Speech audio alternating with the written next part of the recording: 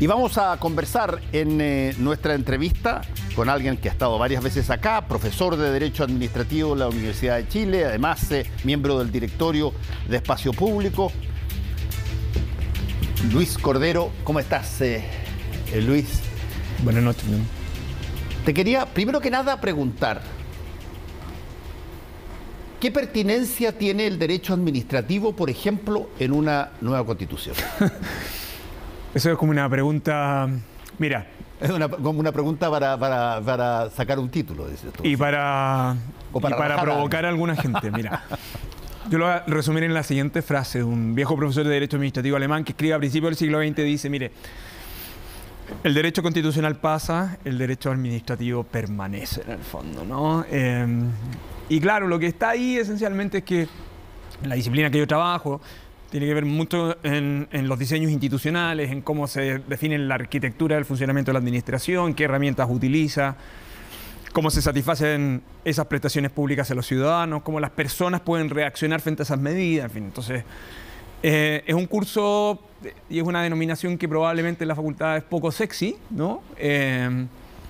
Pero creo que es algo así como que nos dedicamos a los fierros del derecho constitucional, en el fondo, ¿no? Eso es interesante porque buena parte de la discusión ha estado puesta en cosas particulares que de repente han causado, no sé, resquemor por aquí o apreciación por allá y que eventualmente vas a tener una Cámara de las Regiones, en fin.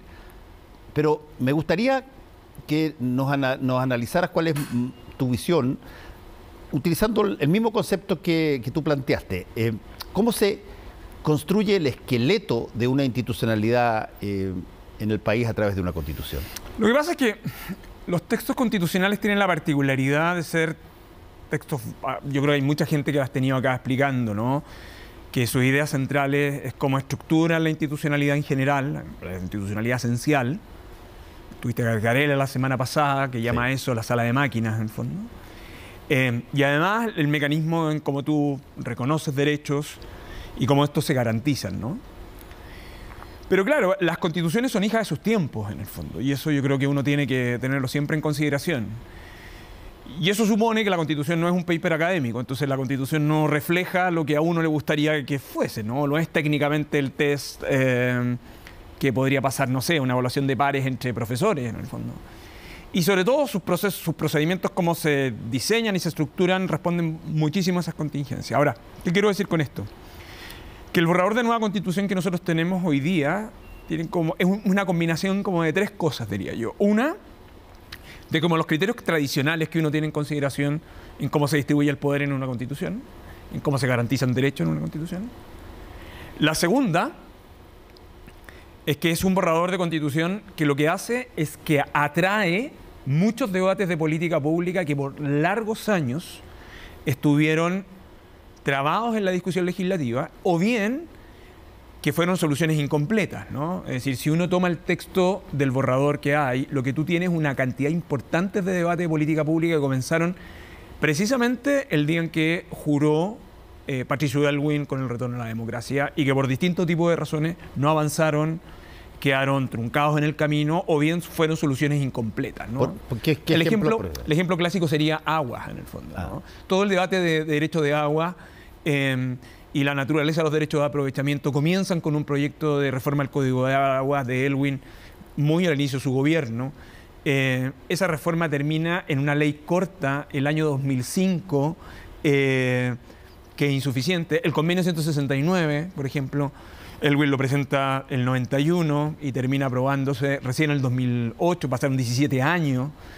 Es decir, los temas esenciales, la propia reforma, recordará, de Lagos, que estaba vinculada a la creación del sistema de garantía explícita, tenía un importante componente de solidaridad que terminó finalmente bloqueado en su tramitación, ni hablar de los debates que hemos tenido de pensiones, en fin. ¿No? Uno podría decir, mira, hay muchos de los temas que están asociados al borrador que están en el texto, que en rigor uno podría decir los convencionales pesquisaron problemas que llevan mucho tiempo, Algunos probablemente no conocen toda esta historia, ¿no? Pero las razones por las cuales son conflictivas tienen que ver con eso. Y entonces hay mucho del texto de la Constitución que es un mix entre Constitución y decisiones de política pública. Y yo creo que hay un tercer factor que yo creo que explica este proceso o la posición de la Convención, que tiene que ver con tratar de generar mecanismos para que el texto que ellos están promoviendo sea finalmente posible de ser ejecutado, en el fondo, ¿no? ¿Y por qué? Por una razón muy simple, porque los textos constitucionales dependen siempre de la ley. Y como dependen siempre de la ley, la agenda de su implementación puede durar décadas y en algunos años sencillamente no implementarse nunca, ¿no? Eso le pasó a la Constitución del 25 y hay muchos ejemplos para eso. El habitual, yo diría, es descentralización, ¿no? O sea, hay otros temas, pero descentralización es muy evidente. Era uno de los elementos del proyecto constitucional del 25, que nunca se cumplió. Eso, en mi opinión, generó el incentivo a tener una administración pública muy centralizada. Cuando la dictadura viene y desarrolla su proyecto constitucional, crea esta idea de regionalización, pero ahí fíjate que hay un dato que es muy relevante, el grupo de los 24, ¿no? Que este grupo de juristas de centro-izquierda, Patricio Aylwin, donde estaba Patricio Aylwin y donde estaba Silva Sima, donde estaban los próceres que finalmente después terminan en el primer gobierno. En el primer gobierno. Cuando uno mira el modelo de Estado regional actual, en rigor, su precedente es la propuesta del grupo de los 24, en el fondo, ¿no? Entonces, ¿por qué lo digo? ¿En qué sentido, en el fondo, ¿no? Las instituciones también son sus trayectorias y estudiarlas y entenderlas creo que es bien relevante. Entonces, ¿qué es lo que hace? ¿Qué es lo que terminó de votarse hoy día? Que son las normas transitorias. Las normas transitorias tienen una obsesión en esta convención de plazos, en el fondo, ¿no?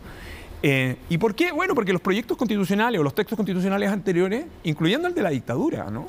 Se demoraron mucho tiempo en implementarse y en algunas cosas las leyes no se dictaron. Entonces, claro, hay plazos que en mi opinión son muy voluntaristas, ¿no? Pero que en rigor hay una mezcla ahí de carta GAN, de implementación, pero que, bueno, nos va a tomar mucho tiempo, nos va a tomar más que un Congreso y nos va a tomar más que un presidente o presidenta, ¿no? Ahora, el hecho de que, voy a usar tus palabras, de que en esta discusión de la Constitución se estén tratando temas que, siendo importantes, fueron postergados en su discusión durante años y que eventualmente se ofrece aquí una determinada distribución o solución a esos problemas. ¿Eso es algo que te parece a ti que era algo que tenía que hacerse? Porque la otra posibilidad era dejarlo de nuevo todo confinado a la ley y eventualmente se producía esta dilación ad eternum de nuevo. Fíjate que cuando uno mira en términos retrospectivos el funcionamiento de la Convención, muchos hablan del número de abogados que es la Convención, que proporcionalmente sí, es importante, pero tampoco es un grupo mayoritario. Y si uno mira los profesores de Derecho que están en la Convención, probablemente todo ese mundo entiende que la remisión a la ley es como bastante natural y obvia, ¿no? Pero para el mundo que no viene de esa explicación, ¿no? Dice, ¿por qué, no? Y esa pregunta es válida, ¿no? Es decir, pero, sorry, hay algunas cosas que si estamos en este proyecto constitucional es para que se ejecute, ¿no? Y entonces hay como un choque de perspectivas, que son perspectivas de formación disciplinaria, pero también con voluntad ciertamente política en el fondo, ¿no? Yo quiero que esto se implemente. El punto, sin embargo, es que cuando uno mira el texto de las normas transitorias, ahí tú ya tienes una primera aproximación. Claro, trato de mantener continuidad al sistema institucional, pero impongo plazos respecto a determinados proyectos de ley. Si tú miras con detención, no son todas las remisiones legislativas que tiene la Constitución. ¿Por qué? Porque la propia Convención, guste o no, en sus normas transitorias manifiesta una priorización. ¿Se va a cumplir esa priorización? No lo sé. Lo único que tengo claro es que si uno sigue la priorización que está dada por la aprobación de las normas transitorias de la Convención, lo que va a suceder es que tú vas a tener agendas de política pública que van a disputarse el espacio legislativo, el protagonismo del Ejecutivo. O sea, si gana el apruebo, lo que va a suceder es que al día siguiente el Ejecutivo y el Congreso van a estar sometidos a un estrés de gestión legislativa brutal, en el fondo. Y eso es lo que va a generar, y esto es bastante natural y obvio, ¿no? Eso es lo que te voy a decir. O sea, aquí me parece lógico que sea así. Obviamente, aquí lo que va generándose es una disputa de preferencia política pública en contextos donde además pueden ir cambiando. Fíjate que hay una de las normas que aprueba en una sola norma la Convención, que dice, mire, en un año el Ejecutivo tiene que presentar el proyecto del Sistema Nacional de Cuidado, en 18 meses el de Seguridad Social, en 2 años el Sistema Nacional de Educación. Eso en una norma. En una norma hace disputar 3 monstruos de política pública, ¿no? Y así con varias normas. Y esto lo que probablemente va a suceder es que en algunas ocasiones el Ejecutivo no va a poder cumplir con esos plazos sencillamente porque no va a tener capacidad humana de llevarlos a cabo. Segundo, porque el Congreso no va a tener capacidad de gestión de todos esos proyectos de ley y lo que va a ir sucediendo es que esos plazos naturalmente van a ir postergando y se van a ir dando prelaciones que en algunas ocasiones pueden depender de los contextos, en el fondo, ¿no? Ya, pero por ejemplo, en los casos que tú estás mencionando, que me parece interesante los casos, tú tienes situaciones ahí, en los 3 casos que mencionaste, donde en algún momento dado hubo voluntad política de discutir eso rápidamente. Muchos de ellos ingresaron con urgencia. Y de pronto, en algún otro momento, se retiraron esa urgencia o se dilataron las vistas de esas cosas para atender otras cosas. Así es. Que no necesariamente eran más importantes que estas que tienen una trascendencia enorme en el país. Y por lo tanto voy un poco a qué tanto una constitución puede dejar fijado de alguna manera un régimen de leyes, de políticas públicas que para implementar esa constitución que no esté total y absolutamente al arbitrio de la voluntad política que tenga quien quiera que esté gobernando en esa época, que puede ser, como te digo, laxa, y hacerlo como ha pasado aquí, y se deja la cosa, se guarda, la guardan en el Senado, la guardan en el Ejecutivo. ¿Tiene alguna forma administrativa, llamémoslo así, para que las cosas urgentes que se han dilatado por años, pero que sabemos que son urgentes y eso es transversal, se traten lo más rápidamente posible? Sí, pero ahí lo que va a pasar es, por eso importa el diseño de las instituciones, en el fondo. Ahí, por eso importa la sala de máquinas, volviendo a Vergarela, ¿no? Por eso importa el diseño del sistema político, porque el sistema político es el que tiene que tomar decisiones, y eso está en el contexto de la deliberación democrática, y tú lo que quieres es diseñar un sistema político donde esa deliberación sea franca, pero también sea expedita, en el fondo, ¿no? Nosotros estamos haciendo una apuesta con el sistema, con el presidencialismo atenuado y el bicameralismo imperfecto. La pregunta es si nos va a funcionar para ese propósito, para ese fin.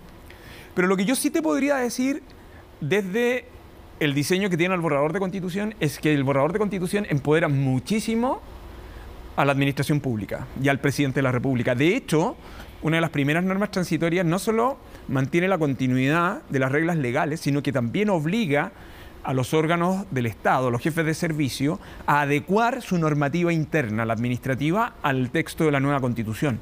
Eso significa que también la administración pública, el Poder Judicial, el propio Congreso, van a estar sometidos a un ajuste institucional interno de sus propias reglas, en el fondo. Lo que parece lógico. Lo que es lógico, y ojo, y ahí lo que va a empezar a suceder es que mientras tú realizas los ajustes legislativos, los cambios probablemente más importantes de interpretación, de ser aprobado el texto, los vas a tener en esa agenda corta. Y esa agenda corta depende muchísimo de la agenda que implemente la administración pública, y entonces importa muchísimo, en ese caso, el rol de la Contraloría. En este texto, la Contraloría sale muy fortalecida, ¿no? Y por lo tanto, esa relación puede trabar o puede facilitar muchísimo. Y lo segundo que va a suceder es que como no vas a tener todavía implementación de leyes con derechos sociales, pero sí vas a tener derechos sociales en la Constitución, el rol protagónico inmediato lo van a tener los jueces. Porque, esto es bien técnico, pero la acción de tutela requiere de una ley para su implementación.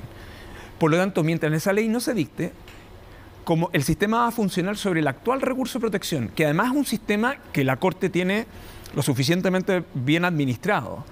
Y por lo tanto, lo que vamos a tener en el corto plazo es un protagonismo muy importante de la Corte Suprema, que ya muchos de los debates que hoy día están en el texto de la nueva Constitución son producto, entre otras cosas, de criterios jurisprudenciales que la Suprema venía señalando hace 10 años, en el fondo, ¿no? O sea, la punta de lanza de derechos sociales no solo estuvo en ciertas reivindicaciones políticas, también en algún sentido en el reconocimiento de los aportes que hizo la jurisprudencia de la Suprema. Entonces, en el corto plazo, mientras el Congreso con el Ejecutivo están gestionando la implementación normativa, hay cosas que la administración pública debe implementar, y el rol de los ministerios, de la potestad reglamentaria del presidente, de la Contraloría es vital, y el rol de la Corte y de los tribunales en la tutela de derechos, y particularmente ahora con un sistema de derechos sociales bien franco, en mi opinión, por esos lugares va a transitar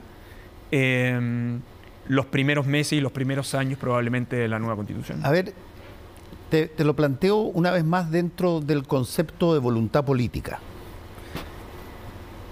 ¿Está de alguna manera, o ves tú, está supeditado los tiempos de muchas de las cosas que hay que implementar?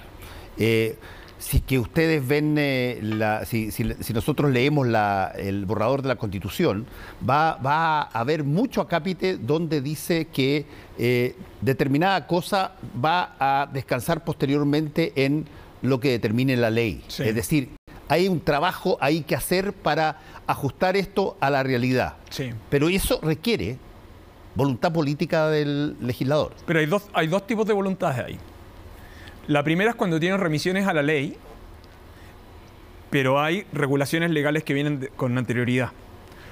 Por lo tanto, esas leyes, por las normas que ha aprobado la Convención en la transición, se van a mantener vigentes mientras no se modifiquen o se deroguen. Sí, ok. ¿Ok? Pero esas normas que vienen de atrás, con el nuevo texto, adquieren significados distintos. Entonces ahí el rol de la interpretación es clave. Lo que te estoy diciendo no es extraño en ningún sistema institucional. Cuando tienes un nuevo texto, aunque tú vengas con una regulación anterior, ese nuevo texto constitucional va a forzar a proyectar el texto anterior con un significado probablemente, si no distinto, con unas fronteras probablemente diversas. A ver, ponme un ejemplo. El ejemplo, te diría, está asociado a salud o educación, ¿no? O incluso derecho a la ciudad, por ejemplo, que está reconocido. Si tú miras el derecho a la ciudad, lo que va a suceder es que el derecho a la ciudad, que tiene una gran proyección, va a implicar interpretar la Ley General de Urbanismo y Construcciones, ya no solo desde la perspectiva de la edificación o de la urbanización, sino que también bajo la idea de la calidad de la ciudad. Por lo tanto, la Ley General de Urbanismo y Construcciones pasa a tener, si yo aplico el derecho a la ciudad, un significado, una proyección en los casos que los jueces tienen que resolver, que es bien distinta a resolver simplemente sobre la aplicación de un plan regulador o sobre la aplicación de un permiso de edificación. No sé si me... Porque el derecho a la ciudad tiene incorporado otros tipos de derechos que no están. Porque la composición del derecho a la ciudad le da una dimensión de situación o de garantía a los ciudadanos que es bien distinta al simplemente la ordenación del territorio. No sé si me explico.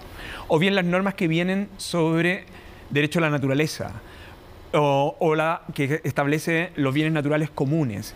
Lo que va a suceder es que esas cláusulas pasan a tener un significado, le dan una potencia a la idea de tutela ambiental, como hemos venido concibiéndolo hasta ahora, de un modo mucho más amplio. Yo diría, de hecho, en mi opinión, que muy compatible con la manera en que la Suprema ha venido interpretando en el último tiempo medio ambiente desde el punto de vista de calidad de calidad de vida, pero también de protección de la naturaleza como sostén de la vida. Esta idea de protección de la naturaleza como sostén de la vida es una tesis de la Suprema que viene del 97, en el fondo, ¿no? Entonces, lo que va a suceder, te lo planteo del siguiente modo, aunque ese consenso político no se proyecte en nuevas reglas, lo que va a suceder es que los aplicadores de las nuevas reglas de la Constitución van a utilizando la interpretación, van a ocupar ese espacio interpretativo para adquirir nuevos significados. Eso es en un sentido. Y lo segundo es que en aquellas áreas donde no hay regulación y que es necesaria nueva regulación, por ejemplo, serían los casos del Sistema Nacional de Cuidados, por ejemplo. Sí. Probablemente lo que va a suceder es que mientras no se dicten esas leyes permanentes, si hay normas que están vinculadas a gestión de recursos públicos, a nosotros no nos debiera extrañar que alguno de esos derechos el Congreso decide utilizar la ley de presupuestos para ir dándoles contenido a la espera de que el Congreso se ponga de acuerdo en una ley permanente, en el fondo. Y entonces el Sistema Nacional de Cuidado... ¿Eso ha pasado antes? Mucho. De hecho, Chile crece contigo, como política pública, nace en una glosa presupuestaria. El ingreso ético familiar nace de una glosa presupuestaria, ¿no? Gratuidad. Mientras se transforma en ley llana. Gratuidad nace de glosas presupuestarias. Sí, la idea de gestionar el Estado a través de la ley de presupuesto, mientras el Congreso se diseña una política pública en el largo plazo, a esta altura es la manera en cómo hemos gestionado mucha política pública social. Claro, lo que pasa es que ocupar la ley de presupuesto te sirve para solucionar el problema algunos años, ¿no? Por eso tienes que solucionarlo después en una ley permanente. Lo que quiero decir con esto es que el sistema institucional empieza a funcionar esa sala de máquinas, comienza a mover y a tensionarse esa infraestructura. Y claro, por eso es clave cómo operan las instituciones en el fondo, ¿no? Sí, déjame preguntarte, Lucho, sobre algo que se habla poco de eso, y tiene que ver quizás con situaciones constitucionales comparadas. Porque yo me imagino que cada vez que se ha hecho una nueva constitución en todos los países que la han hecho desde el siglo XX por adelante, desde España, Bélgica, qué sé yo, Finlandia, en fin,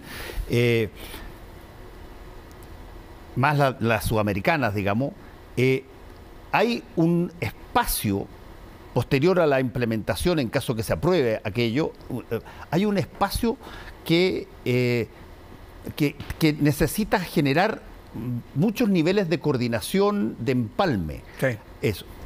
¿Qué es lo aceptable y lo inaceptable en ese proceso, en ese momento? Que cuando tú ves que las cosas se están cuadrando, cuajando, armándose para que el puzzle de la Constitución sea el que se diseñó, a cuando eventualmente se puede boicotear ese sistema por incompetencia, okay, no necesariamente por maldad, digamos. Mira, aquí los comparativistas, los profesores que trabajan en constitucional en términos comparados, lo explican del siguiente modo, ¿no? Lo que te dicen es: ninguna constitución viene de un proceso pacífico, en el fondo, ¿no? Ninguna nueva constitución viene de una etapa previa donde, nada, estábamos todos muy tranquilos y decidimos modificar la Constitución y tener un nuevo texto. Todas son consecuencias de algún evento disruptivo. Algunas son traumáticas, otras son institucionalizadas. La chilena de este caso es un proceso institucional con indiferencia a los significados que uno le quiera dar a octubre de 2019. Pero es un proceso institucional, decidido en el contexto de un acuerdo político, implementado por una reforma constitucional, en un sistema electoral, y es más o menos un proceso institucional. Pero mira, yo creo que para comparar esto, uno más bien tiene que ir a la historia constitucional, a la historia constitucional chilena. Y yo diría que el caso del 25 es un buen ejemplo, en el fondo. El 25 está precedido de una gran crisis, pero el 25 no logra consenso en su implementación, y por lo tanto entre el 27 y el 32 tenemos una constitución suspendida. Entre medio tenemos acá... O sea, ya nace la Constitución del 25, claro, pero está... Entonces lo que tenemos, entre medio, a Ibáñez y sus boys, tenemos una dictadura por medio y el sistema comienza a normalizarse recién en 32. Entonces, ¿qué quiero decir con esto? La Constitución del 80 es una Constitución... no solo tiene un problema en la legitimidad del origen, sino que además la década de implementación es una década que realiza la dictadura, esencialmente, ¿no? Y es un proyecto constitucional refundacional también, en el fondo, ¿no? Entonces, lo que quiero... la Constitución del 33 está precedida de una guerra civil, en fin. Los procesos constitucionales nacen de situaciones muy disruptivas. Y yo creo que hay algo que nosotros no hemos valorado lo suficiente, que este proceso, con toda su estridencia, es un proceso encauzado institucionalmente, que comenzó institucionalmente y terminará institucionalmente. Ahora, ¿qué quiero decir con esto? Que los procesos, así como las discusiones del nuevo texto constitucional están precedidas de este fenómeno, su implementación, por lo tanto, tiene que ver con esta cuestión de cuánta lealtad constitucional frente a esto, que esta es una expresión que ocupó Fernando Atria el otro día, y que le ganó muchas críticas, pero en estricto rigor es una expresión técnica. Los constitucionalistas hablan, hay toda una literatura que habla sobre lealtad constitucional, que en estricto rigor es que quienes están regidos por la Constitución y las instituciones que deben aplicarla sean deferentes respecto del contenido y de los propósitos perseguidos por esa regla, ¿no? En el mismo sentido, tiempo antes, incluso antes que ocupara la expresión Fernando, lo había ocupado Marisol Peña, ¿no? La expresidenta del Tribunal Constitucional, y nadie podría decir que entre Fernando y Marisol existen una misma familia política, en el fondo, ¿no? ¿Por qué digo esto? Porque esto depende en buena parte de esa agenda de implementación. Si tú miras en esa perspectiva el sistema institucional de este texto, yo creo que este texto tiene una agenda de implementación, y lo que yo creo que va a suceder es que vamos a enfrentar problemas, en el fondo. Sí. Y eso que me parece que es razonable que así sea, porque el texto, además, se involucra en algunas cuestiones de política pública que al poco te vas a dar cuenta que por dejarlo en la Constitución te impuso una restricción que vas a tener que abordarla de otra manera. Eso a mí me parece normal. No me parece normal, me parece normal. Lo relevante del sistema político es que entienda que el proceso de implementación también requiere de adaptación. De adaptación en términos de actuar en la lealtad, en el sentido, si el texto es aprobado, para entender y aplicar el texto del mejor modo posible, en el fondo, ¿no? Pero lo que va a suceder es que probablemente, si el sistema político no se pone de acuerdo, lo que eso va a incentivar es el motor de la administración pública. Lo que va a suceder es que la administración pública va a empezar a funcionar aplicando las reglas, y los jueces resolviendo esas discrepancias, y en consecuencia el proceso de implementación va a estar en ese lado si es que el sistema político no se pone de acuerdo. Vamos, con ciertos límites, por cierto, ¿no? Porque en algunos casos no va a poder sobrepasar ese techo. Y yo por eso, si uno mira en términos, si toma una cierta distancia y apaga la estridencia por un momento, que por cierto es incómoda, que es desagradable,